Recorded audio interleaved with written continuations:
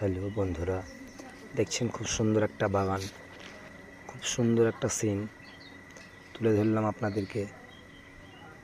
আমি এর আগে অনেকবার এসেছি এখানে, অনেকবার এসেছি। আপনারা দেখুন কত সুন্দর সিন, কত সুন্দর সেই ফুলের গাছগুলো, খুব সুন্দর সুন্দর প্লেস।